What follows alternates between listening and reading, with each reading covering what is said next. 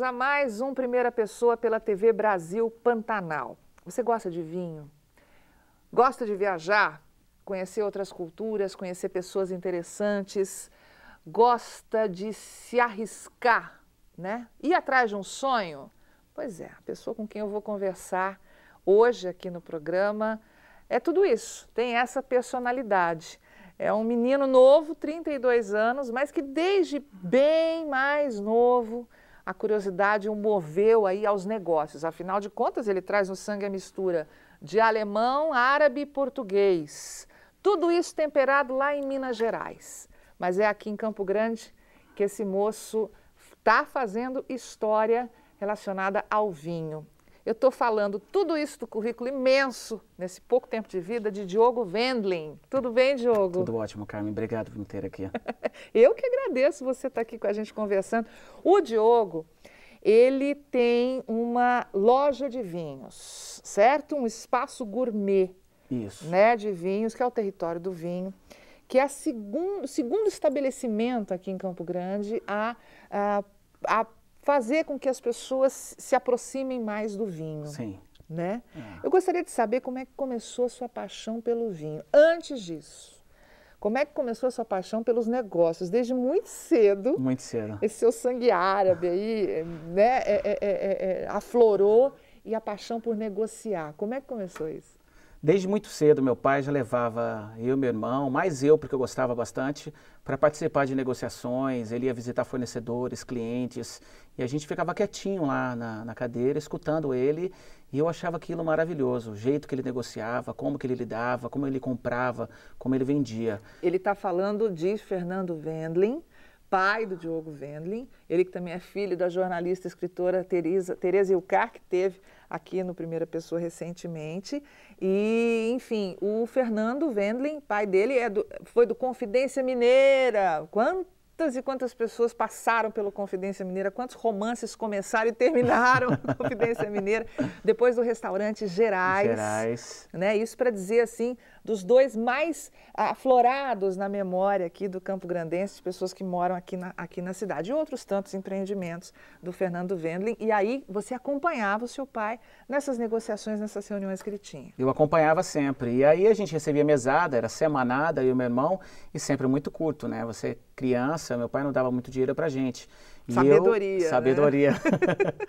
E eu sempre fui atrás demais. Eu queria poder comprar minhas coisinhas, meus brinquedos, poder investir um pouco mais em mim. E aí eu começava a ir, às vezes eu ia para Ponta Porã, comprava celulares, comprava eletrônicos, videogames, trazia para Campo Grande, vendia. Fazia dinheiro. Fazia dinheiro, trocava. Isso com 10 anos. Antes ainda, a gente vendia picolé quando a gente passava as férias em Minas, na cidade da minha mãe, em Lagoa da Prata.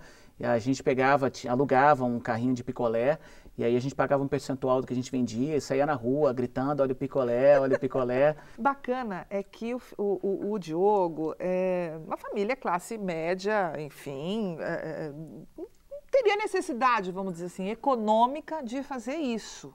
Né? Ninguém contava com esse seu dinheiro dentro de casa para pagar as contas, né? Era uma coisa para você, satisfação sua e tudo mais. E o Diogo foi trabalhar desde muito cedo. Você trabalhou em lojas de roupas, né? Você sentia essa necessidade de ganhar o seu próprio dinheiro. Sim. Aos 17 anos eu fui para Belo Horizonte, que minha mãe mudou para lá. Sim. E aí eu acompanhei ela e meu irmão. Aí eu descobri um sistema na faculdade que chama Network Marketing, que é o marketing de rede. Aí eu trabalhei com isso durante 1 ano e meio, quase 2 anos em Belo Horizonte, onde a gente ia de porta em porta, vestia terno, tinha gráficos, apresentava aquele esquema da pirâmide. E como a maioria das pirâmides acabou terminando e não deu certo. Aí eu busquei outras oportunidades e fui para um shopping de Belo Horizonte e acabei trabalhando numa loja de roupas, no BH Shopping, na Fórum, onde eu fiquei lá mais uns 2 anos. Voltei para Campo Grande, fui buscar emprego aqui, já trabalhava numa loja na Fórum e acabei pegando emprego aqui também com o Joel na Fórum em Campo Grande, onde eu fiquei com ele 1 ano e meio. E aí surgiu a oportunidade de montar a Sapataria do Futuro. Na época minha mãe era casada. Também no Shopping Campo Grande. Também no Shopping Campo Grande.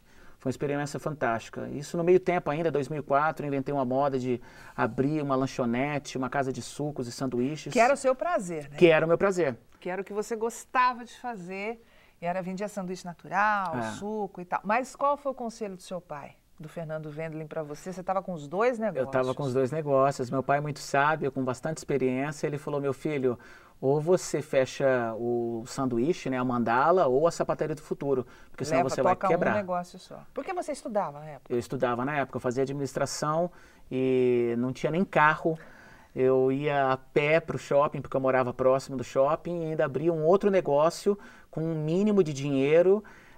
Inconsequente, né? Aquela coisa de loucura. Não, voraz, aquela coisa da juventude, que é legal, vamos atrás. Você acha que dá para abraçar o mundo. Que dá para abraçar o mundo. E aí você descobre que não dá para abraçar o mundo, que tem que ser um passo de cada vez. E aí foi onde começaram meus ensinamentos no mundo dos negócios.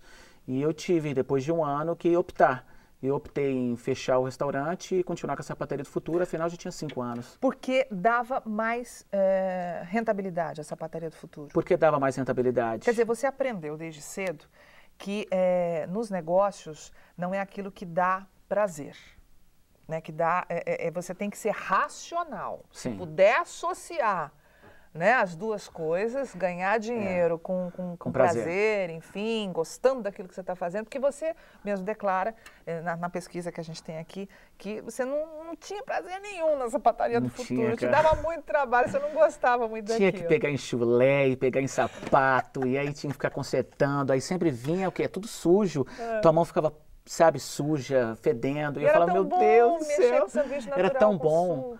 No sanduíche tinha vez que eu não tinha funcionário lá e eu tinha que fritar o bife, fazer a salada, servir o suco, atender, ir no caixa e fazer tudo isso sozinho. Teve um dia que acabou o gás, porque eu não tinha dinheiro para pagar o gás. E eu fui no vizinho, pedi o gás emprestado, fritei o bife e voltei, mesmo assim era bom. E eu falei, poxa, é disso que eu gosto de fazer. Gastronomia. Gastronomia. Eu acho que estava no sangue, na verdade estava, né? E aí despertou. Eu falei, mas esse não é o momento. Vamos adiar esse sonho e um dia ele vai se realizar. E ele realizou esse sonho, claro, né? Com o Diogo nada é muito fácil, né? Ele procura os caminhos mais difíceis. Ele realizou esse sonho indo para os Estados Unidos, sem falar inglês, com dinheiro para viver apenas um mês lá, para sobreviver um mês. Essa história ele conta daqui a pouquinho no próximo bloco do Primeira Pessoa e tem um encontro fantástico também com uma autora de um livro conhecido mundialmente, que esse moço conheceu, assim, coincidências da vida. A gente volta já já.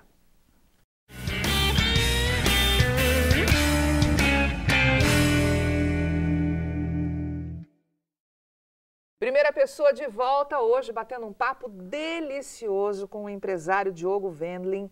Ele que é formado também em administração de empresas, mas é formado em viticultura e enologia, ou seja, um moço que entende tudo de vinho, tanto que esse é o negócio dele hoje. Mas, para ele chegar até aqui, ele que está com 32 anos de idade, você se lembra, ele comentou dos vários negócios que ele fez na época aí, no começo da juventude dele.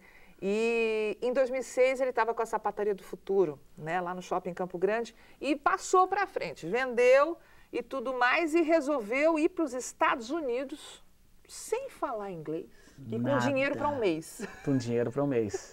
Truco de quê, menino, que você foi para os Estados Unidos? Não sei, eu estava num momento da minha vida onde eu estava precisando de transformação. Eu tinha terminado um relacionamento. Quantos anos você estava? Eu estava com 26. 26 anos. Tinha trancado a faculdade. E vendido a sapataria do futuro. E eu sempre quis ir para fora e aprender inglês e buscar novas oportunidades. Eu falei, o melhor país para poder descobrir novas oportunidades de negócio é os Estados Unidos. E eu falei, eu vou para lá. Ou eu monto um negócio lá e fico por lá, ou eu trago alguma ideia de lá para poder montar aqui no Brasil. E foi o que eu fiz. Em janeiro de 2007, eu mudei para Santa Bárbara. Eu estava buscando na Califórnia, alguma cidade onde tivesse poucos brasileiros e eu pudesse realmente fazer uma imersão no inglês. Normalmente é o contrário, né? As pessoas vão procurando lugares onde tem bastante brasileiro para se sentir em casa e você procurou justamente um lugar onde tivesse o mínimo de brasileiros possível e aí você exercitar o seu curso, o seu idioma, né? Exatamente. Foi difícil aprender inglês assim na prática? Foi. E aí eu mudei para lá, escolhi a cidade porque é uma cidade linda, pequenininha, deve ter 50 mil habitantes, de praia, 1 hora de Los Angeles, então é próximo do grande centro e tem tudo. E é um tudo. lugar que concentra grandes artistas Bastante. ali, gente de Hollywood. Tipo Oprah Winfrey, é isso? É, isso aí. Não é só básico. Porque lá é 1 hora de Los Angeles, e por ser pequeno e bastante seguro, as pessoas, os artistas fogem dos paparazzis de Los Angeles e vão morar lá. Você foi trabalhar num restaurante? Eu fui trabalhar num restaurante. Eu cheguei lá sem emprego, né? E aí eu tinha dinheiro para poder viver de aluguel 1 mês, comprar um carro de $1.000, que foi que eu comprei, um Suzuquinha, eu tenho até foto dele até hoje para lembrar como começou, e estudava inglês. Eu fui pela EF, que é um curso que tem mundialmente. Aí depois de 1 mês eu falei, agora está na hora de encontrar emprego. Eu já conseguia falar The Books on the Table, alguma coisa. Foi fácil encontrar emprego? Foi. Porque, não sei, dá a impressão de que de repente, para tanta gente é difícil e tal. O que te facilitou? Cara de pau, Carmen. Cara de pau Cara mesmo? de pau. Eu decorei, eu peguei com alguns amigos que falavam inglês, o que eu tinha que falar. Aí eu lembro que eu escrevia, My name is Diogo, I'm looking for a job. Do you have an application? E aí era a única coisa que eu sabia. Eu fui com aquilo lá escrito e fui de restaurante em restaurante. Porque eu falei, cara, restaurante é onde ganha dinheiro por causa das gorjetas. Você tem restaurante, você vai ser babysitter, ou então você vai trabalhar de valet parking, que é estacionar carros. E garçom eu sabia que ganhava mais ainda. E eu falei, bom, já gostava de restaurante, já tinha tido vou entrar no restaurante. Por conta da sua experiência aqui do sanduíche natural. Exatamente. E aí eu fui de restaurante em restaurante. Aí até que eu dei a sorte de encontrar que hoje é um grande amigo meu, que é o Marco Belli. Ele era gerente de um restaurante italiano, que era da Trattoria Moli, que é uma mulher da Etiópia, só que do lado italiano da Etiópia. E italiano, me viu, brasiliano, vem. Aí eu perguntei para ele o que precisava, ele falava nada. Olha, calça preta, camisa branca e vem trabalhar amanhã. E aí eu estava empregado. Você tem uma curiosidade bastante interessante com o Diogo. Você tem um livro, né, que é O Segredo, Sim. The Secret, né, que é um livro conhecido mundialmente. Enfim, milhões de exemplares vendidos, enfim, ficou no top, né, de vendas, enfim. E esse livro é a Lei da Atração. Sim. Né? Resumidamente, o que é o segredo? O que atraiu você, que marcou você e você começou a aplicar? O segredo é o quê? Eles falam que é thoughts become things, choose the good ones. Então, é o pensamento que você tem, você tem que escolher o pensamento, ter um bom pensamento, acreditar nele, e aquele pensamento vai se tornar sentimento, e os sentimentos vão se tornar ações. E aí você começa a criar um campo magnético onde você atrai pessoas com o mesmo pensamento. Então, se você tem pensamentos positivos e você se visualiza aonde você quer estar, você vai chegar lá porque você vai atrair pessoas e situações que vão te fazer chegar lá. Eu lembro que eu tinha uma casa, eu tinha um colchão, uma TV em cima de uma caixa de panela e eu ficava imaginando que eu estava sentado num sofá lindo de couro com a tela de 42 mudando e eu ficava imaginando aquilo e sorrindo e vivendo aquele sentimento.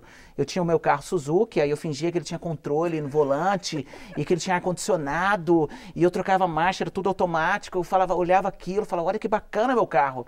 E não deu outra, foi o que aconteceu. Eu consegui comprar o carro que eu pensava, aí eu consegui equipar minha casa. Mas isso não é passe de mágica, isso é importante dizer, como ele falou, é um pensamento que transforma em sentimento e você parte para ação. Quer dizer, para conseguir realizar esse sonho, para chegar ali no real desse imaginário, é muito trabalho. Muito trabalho. Muito. Né? Você conheceu, nesse restaurante que você trabalhou, que se tornou uma referência, como eu disse, a Oprah Winfrey mora ainda mora nessa região, e o restaurante Molly, onde você trabalhava, caiu nas graças da Oprah e ficou conhecido, enfim. Você conheceu vários atores, atrizes ali.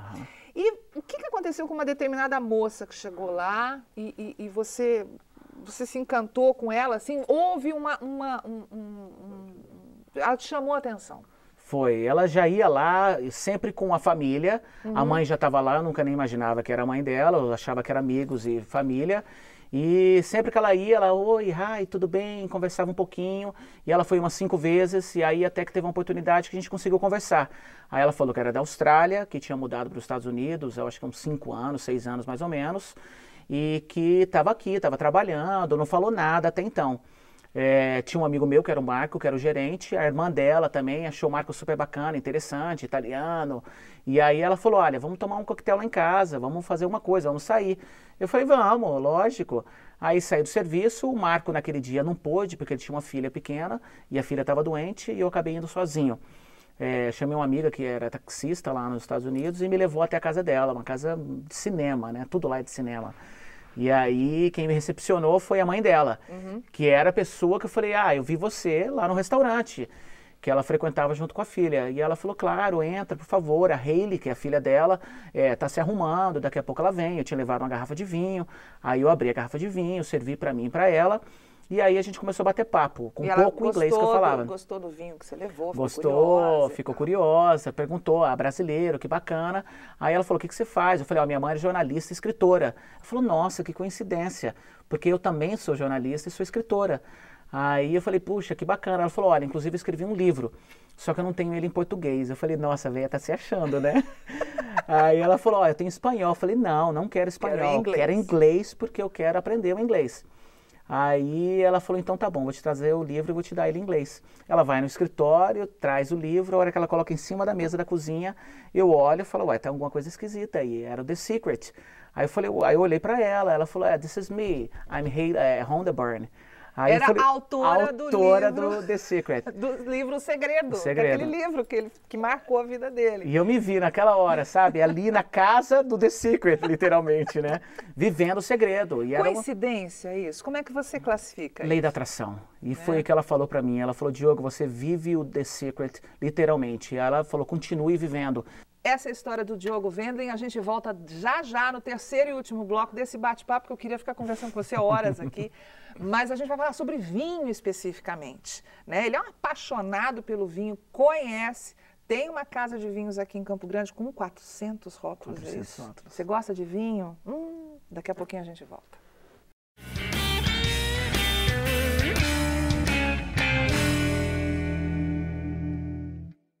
Primeira pessoa de volta hoje, batendo um papo delicioso com o Diogo Wendling, empresário, enólogo, que tem aqui em Campo Grande desde 2010 o Território do Vinho, que é a segunda casa de vinhos, né, casa especializada em vinhos aqui na cidade. Qual que é o diferencial do Território do Vinho? O diferencial do Território do Vinho é a forma como a gente apresenta o vinho. Lá nos Estados Unidos eu aprendi que é muito mais descomplicado e fácil o vinho do que eu pensava. Aqui tem um elitismo muito grande por trás do vinho, né? As pessoas se gabam muito. É uma informação que poucos têm, um conhecimento que poucos têm. Parece assim, não, eu conheço vinho, exatamente. Olha, eu sou melhor do que você, porque eu conheço. Para, gente, o vinho, ele não agrega, ele não é de reunir. Exatamente. Existe não para separar. Na humanidade há quanto tempo? Mais de 5.000 anos tem relato de vinho já no mundo. Então, ele tem que dar mais acesso. Nos Estados Unidos, o acesso dele é muito fácil. Primeiro, o preço. Ele é muito mais barato do que aqui no Brasil. Você toma vinhos, tem um vinho lá que chama Two Buck Chuck, que é de $2, que é fantástico. Então, aqui não tinha isso. Eu falei, como que eu vou conseguir dar acesso às pessoas? Então, eu disponibilizei os vinhos, igual como se fosse no supermercado. Todos estão em pé, todos têm um preço, todos têm uma etiqueta falando com o que ele harmoniza, ou seja, é um autosserviço. E as mesas do território, tudo em volta dos vinhos. Então, o cliente vai, o preço que ele paga na prateleira, ele tem na mesa. Ele pega o vinho dele, coloca na mesa, ou dá para o garçom vai lá, despretensiosamente, abre o vinho, serve para ele. Vinho em pé ou vinho deitado? A gente tem essa ideia de que não, vinho tem que estar deitado para não amargar, enfim. O que existe de verdade nisso? Carmen, eu acho que 90% do vinho hoje ele é um vinho jovem. O que é um vinho jovem? Ele é um vinho para ser consumido nos próximos 6 meses ou 1 ano de fabricação. Ou seja, esse vinho não precisa estar deitado. Vinho deitado é só vinho de guarda. Como aqui começou só essa coisa do vinho de guarda e eles ainda mantêm muito isso. O que é vinho de guarda? São os vinhos que vai ficar guardado na adega dele durante 10, 20, 30, 40, 50 anos. Muitos anos de fabricação, isso. Que cada vez mais valiosos quanto mais o tempo passa. Exatamente, porque eles são escassos. A maioria são italianos e franceses. A maioria é francês, Bordeaux e Borgonha. Então, ele tem uma durabilidade muito maior. O processo de vinificação, com certeza, é muito superior. Lá, a terra é 5 hectares, é gente milionária para ter. É caríssimo. Quanto custa, média, um exemplar desse?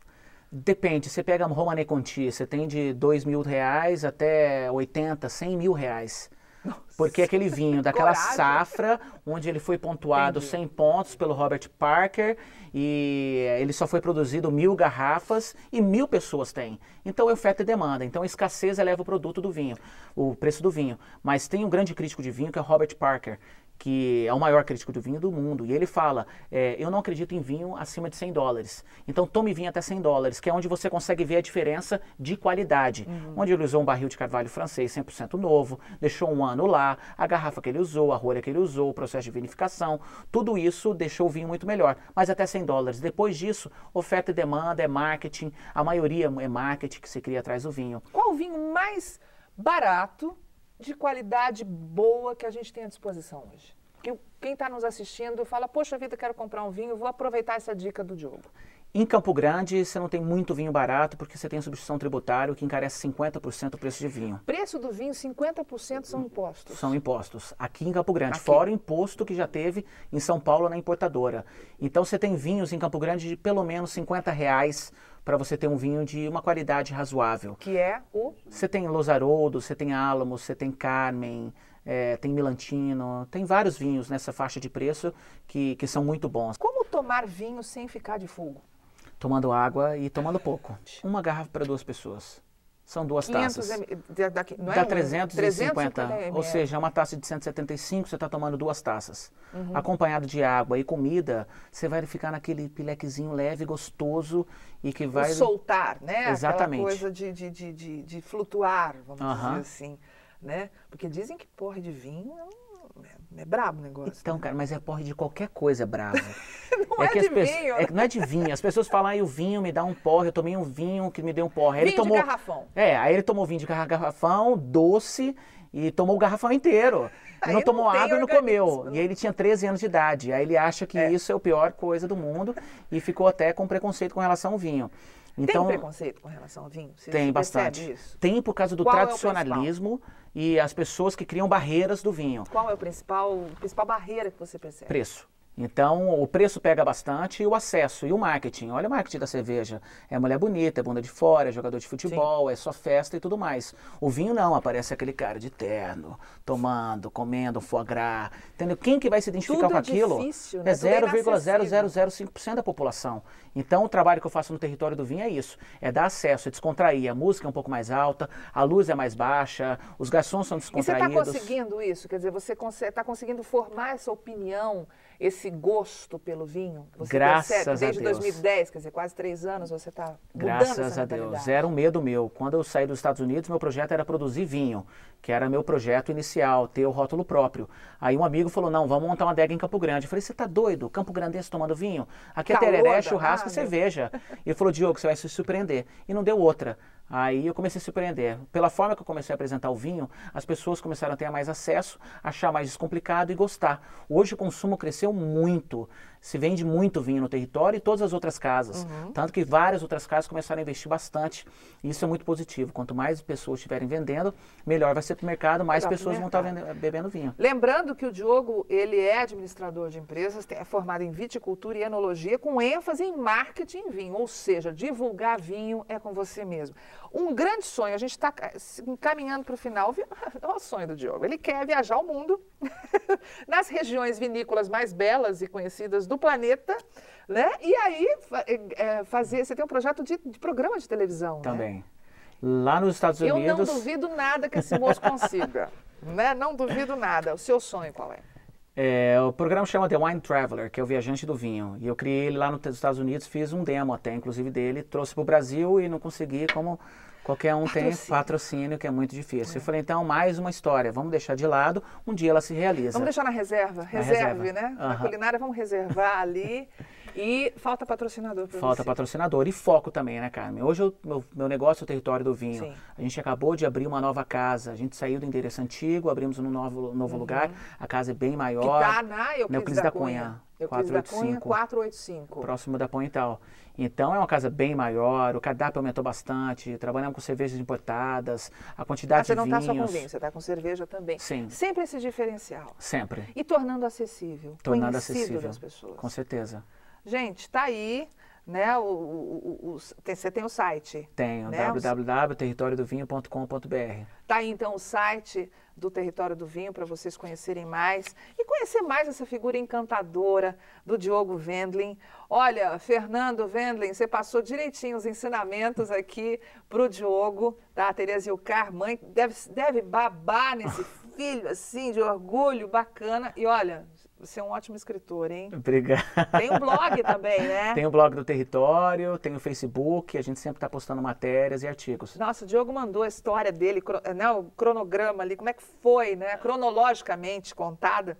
Né? Esse menino escreve muito bem. Então a gente vai ouvir muito falar ainda do Diogo Wendling. Diogo, sucesso para você. Eu não duvido de nenhum sonho seu. Tenho certeza, fé em Deus, que com muito trabalho você consegue realizar. Tá provado isso. Tá bom? Um beijo grande. Obrigado pela oportunidade. Eu que agradeço. Delícia, né, gente? Que gostoso esse bate-papo. É isso que a primeira pessoa quer sempre oferecer para você. Qualidade de informação, conteúdo bacana e aprendizado. Com o Diogo Wendling, a gente teve tudo isso. Eu espero você num próximo encontro aqui, tá bom? Na TV Brasil Pantanal com primeira pessoa. Um beijo, obrigada pela audiência.